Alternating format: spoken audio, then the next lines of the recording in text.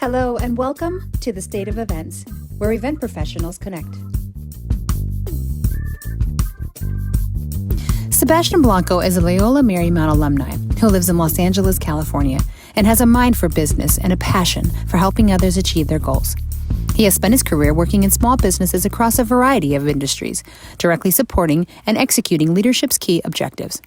After resigning from one of the nation's premier staffing corporation, he is now an account executive for his family's 30-year-old design and manufacturing firm. In today's episode, Sebastian will be supporting our listeners with dispelling some myths of the staffing and recruitment model that seem to hinder the independent contractor from actually using the system to their advantage. We will also discuss some other professional development practices for entrepreneurs and small business owners. Hello, my friend Sebastian Blanco. How are you? Well, Sonia, good to chat with you. Absolutely. I'm so happy that we reconnected. For those of you who are listening in, Sebastian and I go way, way back, several years back. I actually was their florist. That's right. For your wedding. That's right. When did you get married? I got married 5 years ago, and yeah, best time of my life. And what's fun is that you got to see me in when I was a single man. And then meeting my wife and then having you a part of that journey was also just beautiful for you to witness. And we appreciated your artistry with all the flowers and everything. Was beautiful. It was a fun time. And now here we are several years later, and we have had some significant growth, not only in our personal lives, but obviously business-wise. And I'm so glad that you're joining us because I actually reached out. So just to give you a little context, listeners, I reached out to Sebastian because I wanted to provide some resources to you all. Business development, during this time, we're hearing a lot about what are you doing during this time? How are you using this time to your benefit? And one of the things is leveling up is a huge term right now, right? What are you doing to level up to take your business or your brand or your product to the next level? And so I thought it would be great to have someone from the recruitment world who works in the staffing, whether it be a corporation or a small boutique staffing agency. I wanted a recruiter to come and talk about some of the, just leveling up our resume, leveling up our interviewing skills. And so I reached out to Sebastian thinking that he was still in that industry, and you had quite a significant detour. Can you tell our listeners a little bit about yourself and what you do in your company? Yeah, well, I was in the recruiting industry for almost a year at a very large staffing recruiting firm that has a basically national recognition and in one of the hottest job markets in the U.S. And very fast-paced, accelerated. And I got brought on board as a staffing manager. And very shortly after being brought on board, was tasked to pilot a special program. Essentially where we would bring on very highly skilled administrative individuals who would be essentially deployed to special long-term assignments for our employers or our clients who needed an individual that could be there for an extended period of time. And so my job was twofold. One was to recruit the right candidate into the program, but also find the right clients that the particular candidate would be a good match for. And thirdly, introduce this new service line to a territory that had never had it before. So Sebastian, how did you get into working for a staffing company? Was this something that you wanted to do? Did you enjoy, helping companies scale? What was sort of your goal in even starting in that career? Sure. So I come from an entrepreneurial family, and business has always been something that I've been a part of, across every level from the ground up. And when I grew, and I worked through the family business up until I graduated college, and then pursued my own career. But after working a variety of across industries, I just got to a place where I had a personal goal. I wanted to work for a Fortune 500 company. And I wanted to do business-to-business sales. And beyond that, it was just very open. And so I put together a functional resume based off of the type of job that I wanted. And sure enough, this staffing agency found me. They liked the fact that I didn't have the prior experience for their industry before. because they could shape and mold me with their own training and curriculum, but they were impressed by my previous business skills and personal achievements as well. And so I had a very strong foundation that I was able to leverage into this position. And that qualified me to take on this new particular program that they were offering that had never been done in our territory, and which was very entrepreneurial in of itself. And so I did that for several months, and that ran its course. Eventually, that program was not a good fit in our region. It was thriving in other areas, and after that period of time, I just had personal things change for me as well. The family business came around to me, and there was talks of having a succession strategy. And I came to a realization that all of my previous skills, and plus the new ones that I had acquired working for the staffing and recruiting firm, it literally made me the best candidate for this succession plan. And so through a variety of different circumstances and events, I transitioned out very well, and then came on board to what I do today as an account executive for an industrial design and manufacturing firm. Wow, that's different. Yes. Very different. Yeah. We're definitely going to get to that. But in your experience working in the staffing world, can you talk a little bit about, for those people who don't even know, what is a recruiter, and Sure. how do I use the recruitment model at a staffing company? Sure. A recruiter is essentially like a matchmaker for a company.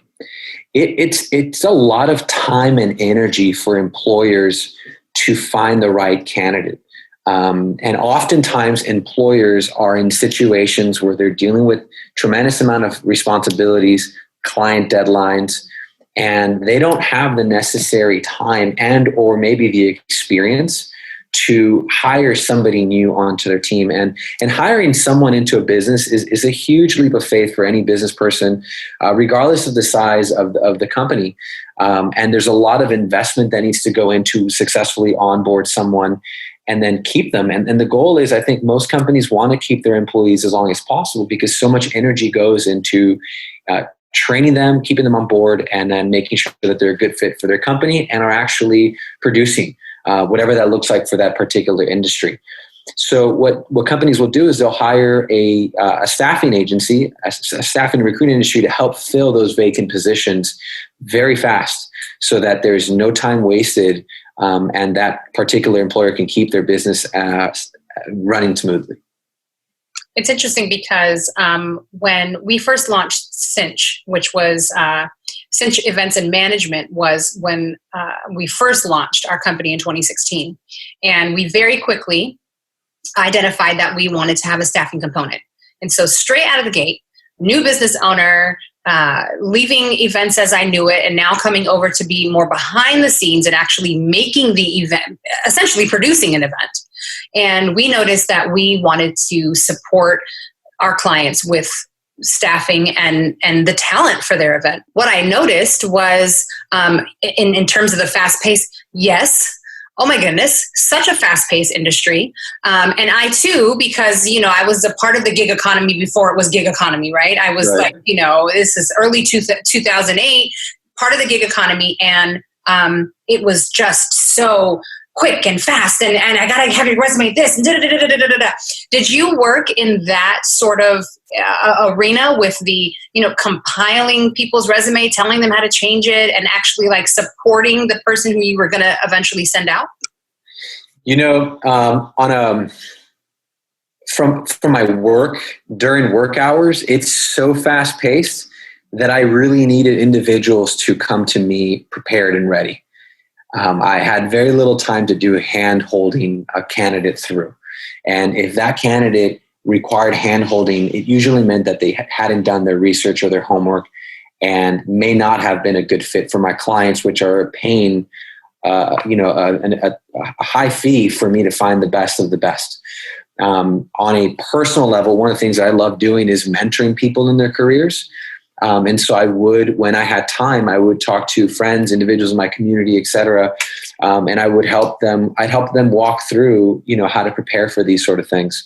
But during recruiting hours, it's business. It's about the business. It's about meeting my client's need as fast as possible.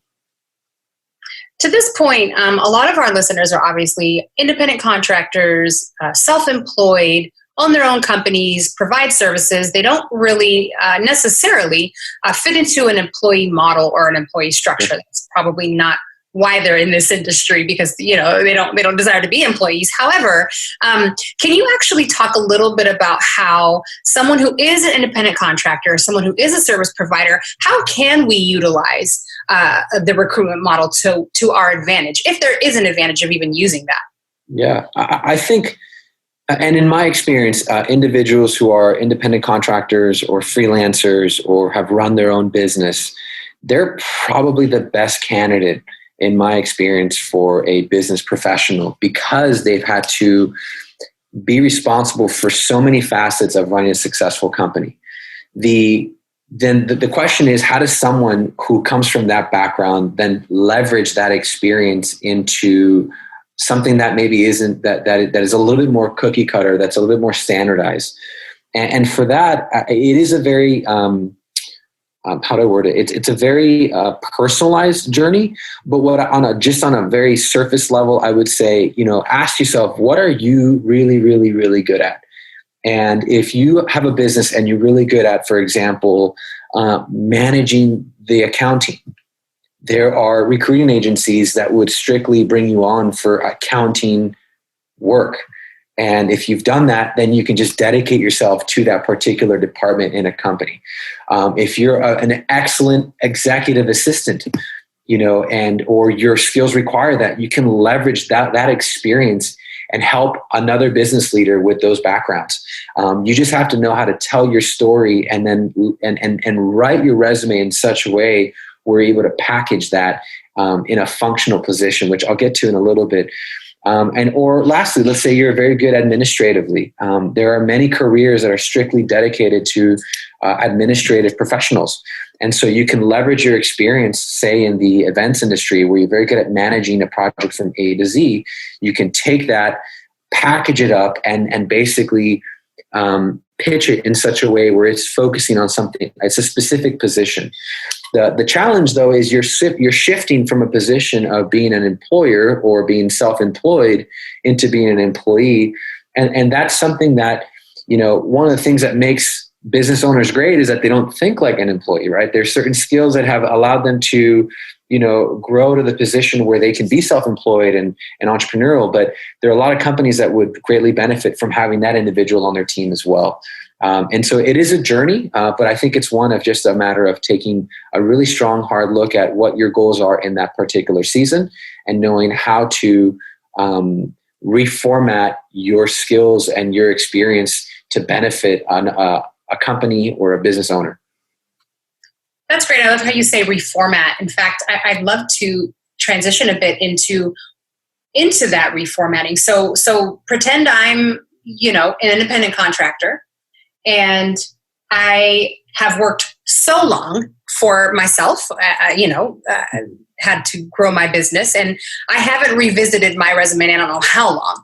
And I can imagine for some people that might be listening this season, particularly 2020, because of all of the things that we'll have nameless right now. I imagine there are people who are possibly looking just for a job, just for a gig, just for an opportunity. Maybe there's some people who are even transitioning out of the events world and don't know how to get something that would sustain them. You spoke a little bit about these transitions and then this functioning resume. What are some of the elements that an independent contractor who's maybe never had to even look at their resume for the past 3 years, what are some of the things that they can do to support them to maybe either re-enter all the way into the employee model or maybe temporarily enter into the employee model? Right.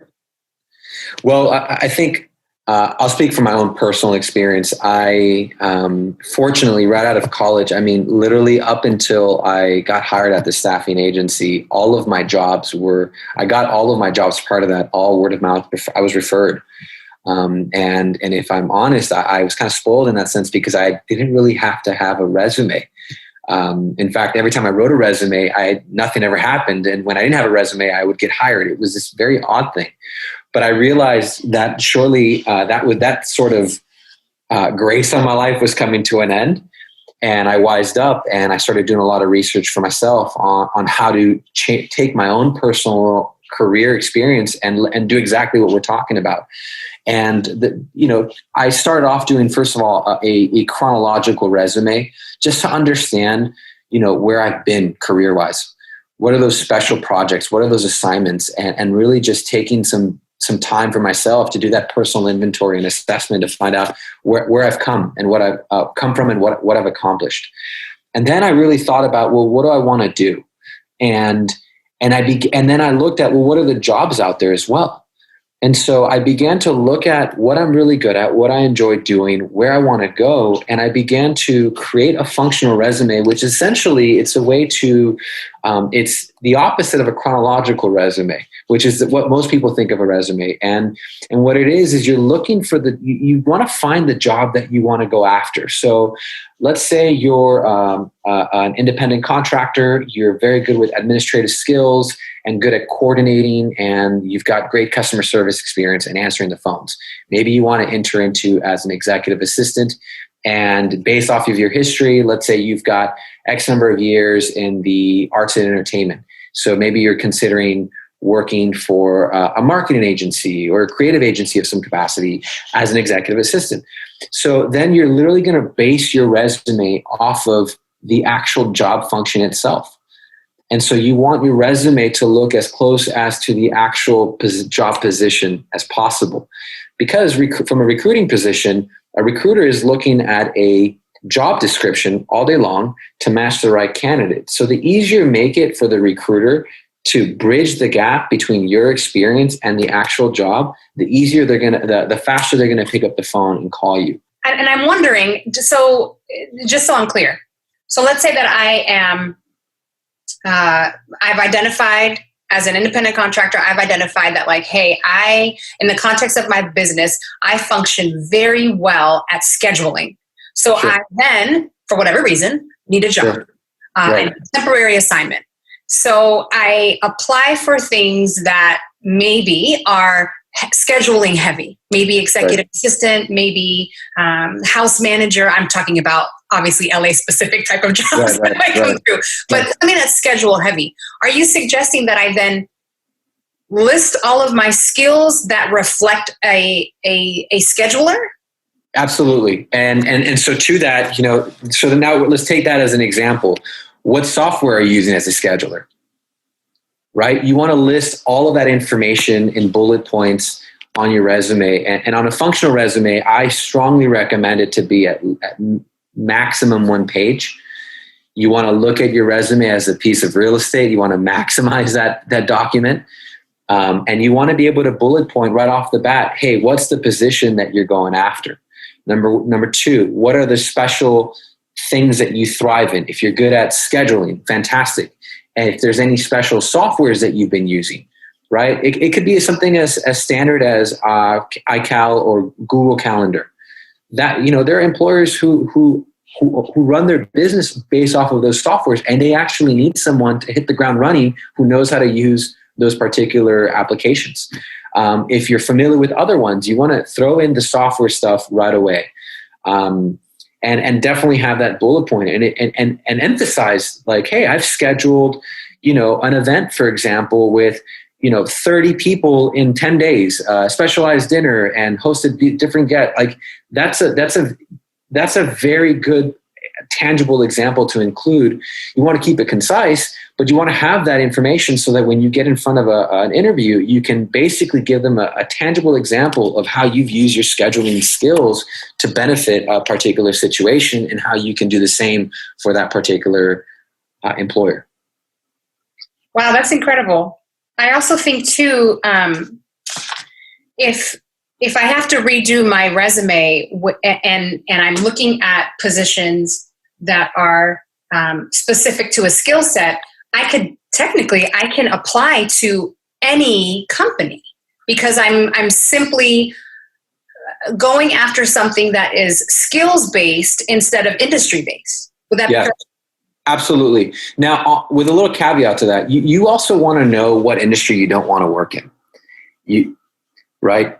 you want to know what so if you're someone who is like, hey, I really like creative, fun environments where people are a little bit more free spirited and the dress code's a little bit more laid back, that's the environment that you thrive in. You're not going to want to be a scheduler for an equity firm or in banking. You're where you're suited up all day and it's very proper and has a very unique culture. You want to know, hey, where you want to understand, like, where do you thrive in? What are your preferences? Because when you're working with a recruiting firm, they're looking for a couple of things. They're looking for obviously your experience, your skills. They're looking for the pay range. That's an important part that you want to also be aware of. What is the market paying for what your skills are, and also they're looking for the right culture fit. Something that might be a little difficult to navigate for those of us who are, obviously you can imagine, we set our own rates as independent contractors. We take it in terms of how my business model is sort of structured right now. I'm looking at, obviously, when a project comes to my table, I'm looking at all of the tasks. I'm looking at the billable hours, how many hours is related to the execution of said project. And so I would imagine that, and if I'm speaking candidly, I think that actually is one of the reasons that kind of anchors me to being self-employed, is that I get to kind of call the shots when it comes to my rates.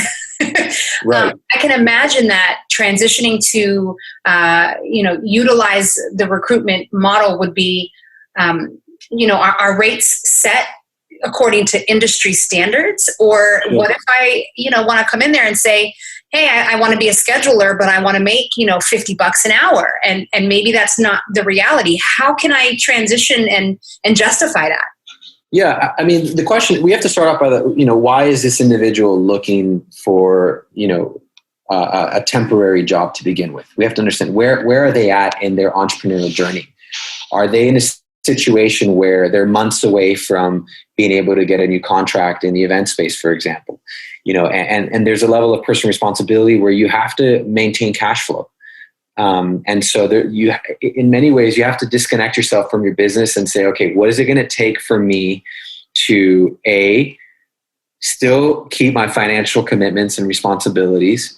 And if I'm on the journey of entrepreneurship, working for someone doesn't end your entrepreneurial journey at all. In fact, I would say working for somebody is an additional way for you to sharpen your skills, to learn something that you maybe weren't equipped with before, to expand your professional network, and also to maintain continuity in your resume.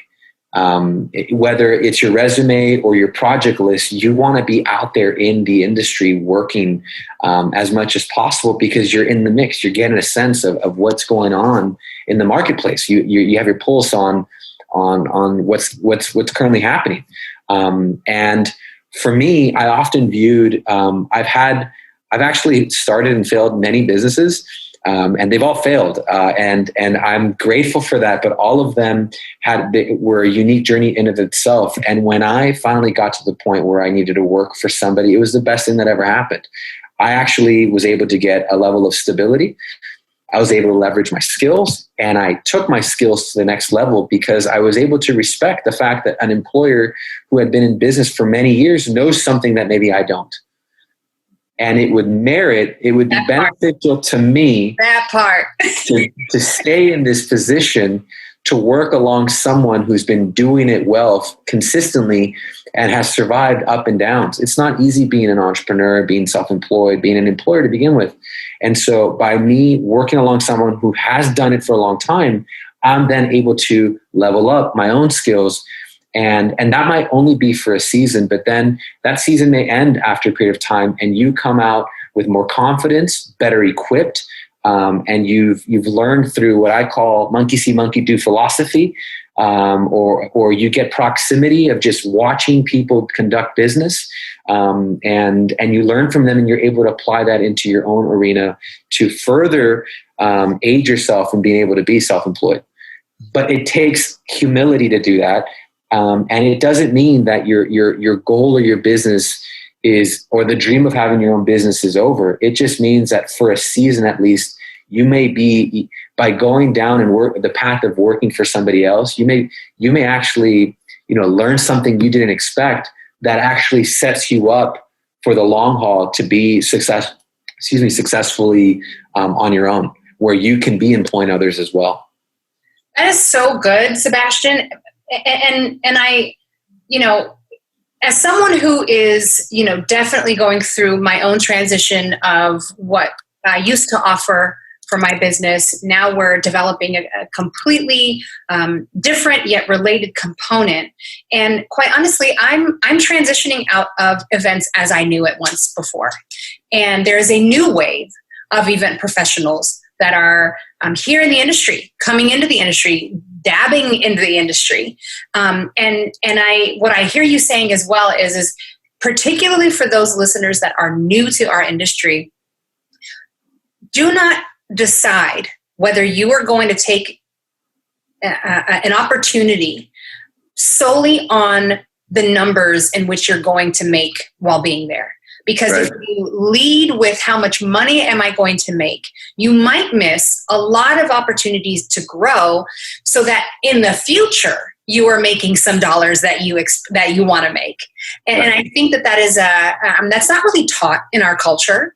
It's how much money am I going to get, or how quickly am I going to be able to branch off? How quickly am I going to be able to scale? I want to grow. I have these financial goals and dreams that I want to meet. And while those are lofty and great, I think that what we do sometimes is we forget about the things that that are priceless, right? If I've mentioned it before on one of our episodes. I used to work for a big company here in Los Angeles. They're a global company. They do live events. And every day that I went to that job, although it was fun because it was an entertainment job and I loved it, I was always looking for, when am I going to go to the next thing? When am I going to make more money? And what I had to do while I was there is I really had to have a come to Jesus moment and identify, okay, I'm here for whatever reason. Maybe I was between jobs. Maybe I just knew somebody who could, get me in the door. But I really wasn't valuing the fullness of why I was there. And it wasn't until I was there for about 2 years that I was like, oh, I get it. And as soon as I switched my the mentality, my perspective, Sebastian, I met some of the most instrumental people in my career that helped me to become an entrepreneur, that helped me to become a business owner. I got mentors from that job, relationships that I have to date. Yes, I got all of the bells and whistles and the free concerts and all these kinds of things. That was great. But the priceless opportunities that I had came from me just being there and being committed to this opportunity. It didn't have the dollar signs behind it that I wanted to. I wasn't crazy about the paycheck I took home every 2 weeks, but the priceless lessons and relationships that were garnered because of that opportunity are why I am successful today. Yep. I think we have to pay attention to every opportunity isn't going to have a big price tag behind it, because the price tag is not what you're there for. Right. Yeah, exactly. And I also think that it's also good for an individual who is either aspiring to be a boss one day or is a boss to take on a position of being an employee. It definitely develops character, and it trains you up on also how to deal with employer-employee relationships when the time comes for you to be, to be fully, independent as you go in your career and your entrepreneurship journey. And then lastly, it seasons you. You were mentioning the intangibles. I mean, for example, my own experience, 12 years of working across industries, across different economic environments, all of that I've needed to rely on all that experience gained in the last year with COVID. I can't tell you the rough waters that me and my company have had to navigate. And had I not been seasoned in the last 12 years, I don't know if I would have mentally been able to persevere. And even today, we're entering into what for me feels like a winter season economically. And it's like having the mental endurance to go through it without fear is the only reason I can do that is because I worked alongside other business leaders in the past who have done it. And I've been a part of that without having all the risk. And now in many ways on my own, I'm going, I've already been trained for this. I'm not worried. I'll be fine. Come on, life lessons. See, that's what you get here on the State of Events. You get life lessons. This is so good. I want to transition because I want to talk about your actual career change. So since retiring as a recruiter, you're in full-time entrepreneurship, is that correct? Correct. Okay.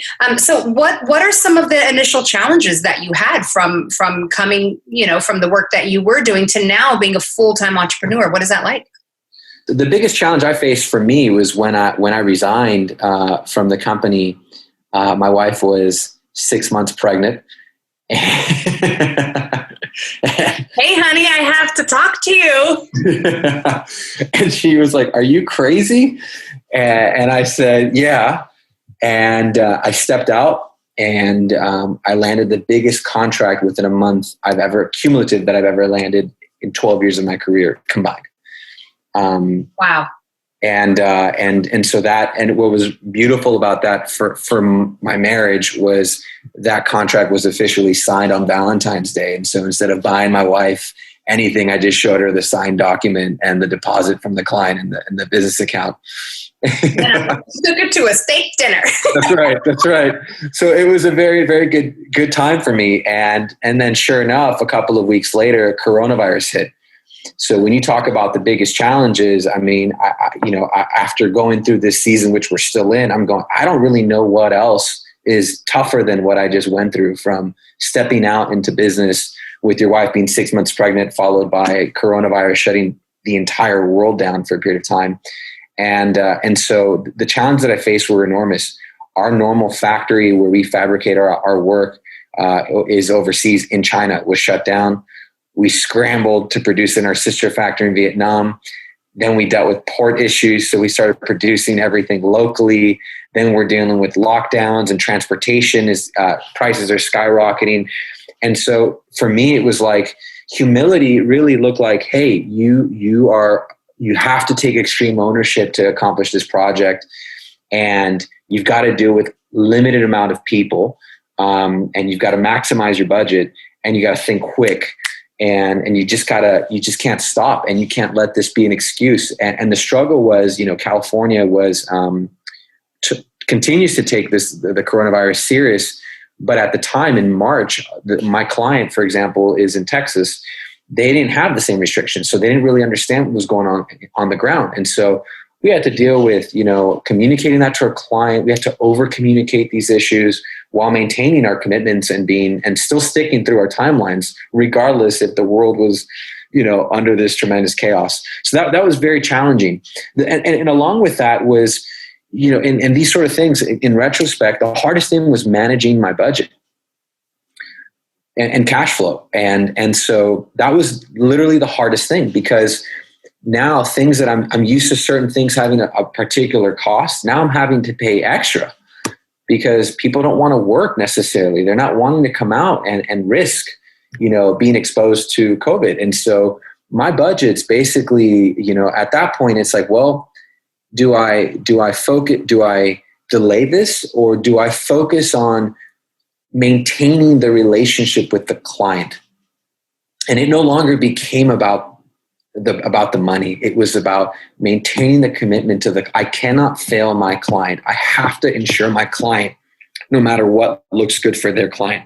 And if I end up losing money on this, then so be it, as long as the relationship is maintained, and with the hopes of, hey, they'll see that, we've been tried by fire in the season, and that we'll win the profit on the next project. And so that's been the biggest challenge. And even today, you see, I check my, I'm responsible for the monies for the business and the collections and making sure what's going out, there's enough that's coming in to pay what's going out. And And sometimes you look at your account and it's like X high. And then a week later, you're like, I don't know how we're going to do it, but you have to take it one day at a time. And so that's been the biggest. I can go into details, but the cash flow issue is the biggest, I think still is the biggest challenge. I imagine now that you're, sort of wearing these new hats, I imagine that you are actually in the position in which you're now hiring independent contractors. Can you share a little bit of the knowledge that you have about absolutely. this classification and maybe some business decisions that our listeners should be considering? Sure. So what you're referring to is California Assembly Bill 5, also known as CA-AB 5. And it's redefining what an independent contractor is. And so just a quick background, California saw how much, basically it started off, it got a lot of attention specifically with Uber and Lyft when they were hiring drivers as independent contractors. And at that time, independent contractors, you also hear the term being 1099, which is a tax form you use for that. Those rideshare service companies were using that to hire their people and be able to not have to pay certain taxes into the California state economy. And it's a common practice that a lot of gig workers, freelancers, creatives of all kinds, and even business people use. And so when California went after that and began to redefine what it meant to be an independent contractor, it had a massive ripple effect across industries in the state, making it very hard for employers to hire individuals unless they were fully, and so either you have to make the determination, is this person an employee, a full-time employee, which means you've got to pay payroll taxes, you got to pay disability, health insurance. There's a whole list of requirements for that. And if you couldn't justify them as a full-time employee, then many of these companies started letting them go, which is horrible for the gig economy or the freelance independent contractor world. Which, for example, it's affected truck drivers, it's affected the journalism industry, it's affected artists, actors, musicians. It's not just for the business worker. And so now individuals are having to shift the way they're setting up essentially their corporate or their legal structure to operate as a sole proprietor. And so in my own world, I've had to work with essentially small business. I have to either work with subcontracted companies or subcontracted individuals. And the way we've been able to navigate, because this is all new, the law came in January of 2020. What we've been able to do is, depending on the individual that I'm working with, if they are truly classified as an independent contractor, or were prior to 2020, then I'm now walking them through the process of forming their own LLC. Surprise! Wow. And so now I can essentially do business with an independent contractor who now has their own company. And there are there's a litmus test to what an independent contractor is. And I am no lawyer or accountant, so I do suggest you talk to them and get someone in your world who can do that. But on a macro level, that is one way we've been able to skirt it. We are also exploring in this particular season, because my company is I'm taking it to the next level and growing it and changing it, figuring out what is our exact core team. And who do I need to bring on board to be a full-time part of the company, be on payroll, the whole thing. But because of coronavirus throwing such a wrench in our schedules, we're kind of tabling that until we figure out what's going to happen with AB5, because there's a lot of lobbying against it right now. But in the meantime, to stay clear and above board with everything, forming your own LLC is the best way to go, in my opinion. Now, am I hearing you correctly as to that you're not going to basically be able to get around being an LLC or having some type of classification? I cannot simply just bill someone for my services anymore as, Johnny Smith? Correct. I mean, you could be technically a sole proprietor, but there's so many benefits both legal and financial and tax benefits of having your own LLC. And that it actually is just, in my opinion and in my research for what I do, that is the best way to go about it. And so the downside is, though, as an employer, I can no longer just 1099 somebody. I have to work with someone who has that sort of documentation to stay, legally above board. But it is very difficult. It's very difficult. It's the first year. We're only 9-10 months into this law being enacted. And so I think it's taken a while for individuals to get up to speed. But I definitely recommend all the listeners out there to do their homework. There's a lot of resources out there, but especially when there isn't enough work in your industry, this is when you want to take advantage of getting all of your corporate, all your business, legal entity, things like that, all squared away when you have that downtime. Because when the season picks up, you want to have all that taken care of. You want to be ready to go. Exactly. As a Californian, we have a rapper here I'm going to date myself, but we have a rapper here that said, "Stay ready so you don't have to get ready." That's right. That's right. And that's all that this is about. This whole leveling up is, look, guys, let's get ready. Let's stay ready now. Let's get ready and stay ready now so that when the increase comes, when this all blows over, we are ready and don't have to get ready at that time. That's right. So good. As someone who, we LLC'd, my company, my husband and I, when we started, we LLC'd right out of the bat. My husband has business background, so he already knew. He's like, I don't even want to see what's going to come up in the future. We are LLC immediately out the gate. Mm-hmm. So we did that. I, as a small business owner, that particular classification worked for us. It even worked for ourselves. It even worked for us. And we were employers right out of the gate as well. We had an employee model because we had a contract on the table. If you're listening and you want to find out a little bit about that story, you can actually go on voyagela.com. They are a local Los Angeles based periodical that comes out, and we were featured for the second time. We had sort of this "where are they now" type of thing. And I talk a little bit about how right out of the gate, we had a $50,000 contract on the table as soon as we LLC'd. Literally, I had the vision about my company. We launched my company in a week, and then we LLC'd the week later. And by the first month, we had a $50,000 contract. It was crazy. It was amazing. And we had the employee model straight out of the gate. And I'm mentioning this because we now have the time to do the research and answer all of the questions about it now. But at that time, I didn't have this time. I had to make a quick decision. And, you can read a little bit about, whether that was a good decision or not, but it's risk versus reward sometime. But I cannot speak more highly about LLCing yourself as a small business. And it's not just for the purposes of taxes as it pertains to you personally. Anytime I take on a client, I love being able to say, yeah, I'm not going to be able to take that on. I'm not going to be able to actually have my staffers on that ladder. I'm an LLC, and if something happens to my staffers when they are on that ladder, I'm coming for you. So it actually is a very freeing thing because it takes that liability off of the small business who is still developing, probably isn't making a lot of revenue out of the gate, and it allows you to grow without having to think about just the headache of thinking about what could happen if I wasn't protected. It's just something you don't want to have.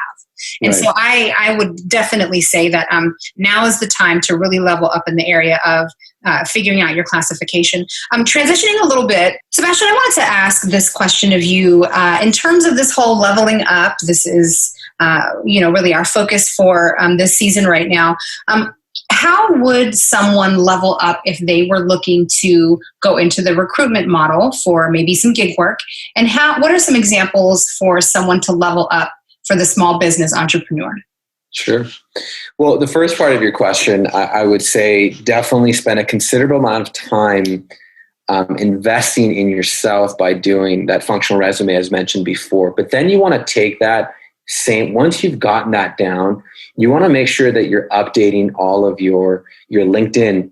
And then you're also creating profiles in various online platforms like Glassdoor.com. You've got Simply Hired, ZipRecruiter, Next, Career Builder. These are all the job boards where when you go and you create your own profile, recruiters are using what is called an applicant tracking system, which essentially says whenever a new person creates a profile, they'll usually get the information that there's someone new in the market, and they'll have access to read your resume. And so you want to make sure that your account on LinkedIn is up to date and it's congruent with what your resume is saying, and all of your accounts across the job boards are all the same. And I would say that would be the most immediate next thing you can do. And that's something that's free, that's free. And you can do it at any time you want. And you're essentially, what you're doing at that point is you're casting a net out, and potentially you might have a phone call from a recruiter that could lead to an opportunity. And if I was going to level up as a business owner, independent contractor, or entrepreneur such as yourself? Yeah, I would just say pick up the phone. Sales is the lifeblood of your company, and you've got to be on the phones. You've got to be making those contacts with your client base, and knowing how to market yourself to individuals who could be potential, like identify who are your potential customers, make those contact lists and start calling them, start sending follow-up emails, start getting in their world. Everyone's really busy and kind of in their own sphere. You want to break through that. And you may make 100 phone calls and no one will answer. And you may make that 101 call, and that could lead to a project, or it could be a small project, it could be a big project. It doesn't matter, but you're getting traction. And so making those phone calls, building those relationships with prospective customers, I think is the most important thing. And especially now, the work that you do in the next 6 weeks or so, you're setting the groundwork for what could potentially happen the following 3 months after that. You may not see the immediate results, but the more you do it, the better you get at it. The more chances are that you might make and build a new relationship that can lead to future contract work. That's so good. There's been this sort of reoccurring theme since we launched this show, actually, and almost every speaker has spoken about the power of relationship and collaboration and building your network. And I think, if I was going to say, get with like-minded people, in which you can build in this season together. Maybe it's not a financial relationship at first, but maybe it's like, hey, I'm going to join forces with 3 other event producers in this season, and we're going to figure out how to build our network with just the 4 of us, and sort of create these relationships and these bonds and this network now, so that in the next 3 to 6 months, next year in 2021, you don't have to build then. There is something about building in the off season that people really don't take advantage of. We kind of just get back to business as usual when we find ourselves in hibernation season, whether it's induced or not, right? We tend to say, okay, well, how can I keep doing the same things that I was doing? How can I get that? Instead of saying, you know what, why don't I get with other like-minded people, build my network, collaborate, let's build some infrastructure together and have that community built, so that when the world opens back up, I'm not searching for a community then. It's very difficult to search for a community while you're pursuing work, while you're pursuing clients, while you're in a contract. And if you can imagine, as an event producer, we might have 3 or 4 productions on our plate. And having to build your community and establish relationship during that time becomes very difficult. And so I can imagine that, if you don't have your network, you don't want to be building that when the manna comes in. You want to be in a place where you're actually enjoying the manna with the network that you built. Right. Exactly. I couldn't agree more with you on that. This has been great. I really appreciate this. You bring such a wealth of knowledge because you definitely are able to contribute to those people who are obviously looking for work, and then those people who just need to actually just build their business in the season, which is so great. Can you tell our listeners how to get in touch with you, and also then I didn't even hear the name of your company, and how would we reach out to your company? The name of my company is called Pizarro Design, and we specialize in industrial design and manufacturing, specifically in the construction industry, where we help the hospitality sector with hotel renovation projects as well as new construction. So when you go to a fancy or a nice hotel, someone had to design and build a lot of the interiors, and that's what my company does. Well, I imagine in a lot of these new buildings, there is probably a lot of room for the event professional to maybe get a contract or something. So remember this podcast. Yes, absolutely. You can check out our portfolio. It's www.bypizarro.com. That's spelled BYPIZARRO.com. Awesome. Thank you so much, Sebastian, for your time. I know you have a newborn, so this is definitely golden time that I have of yours right now, so I really appreciate it. And hopefully we'll be seeing you back here in California. If not, blessings to you in Dallas. And thanks. Yeah, you got it. Be well. You've been listening to The State of Events, where event professionals connect. For more episodes, you can find us on iTunes Podcast, Spotify, and Podbean. To engage with us on social media, you can find us at _state of events. Also, we would love to hear from you. If you have any questions, topic suggestions, or if you'd like to sponsor an upcoming episode, please send us an email to thestateofevents@gmail.com. Thanks so much for joining. Let's blossom together.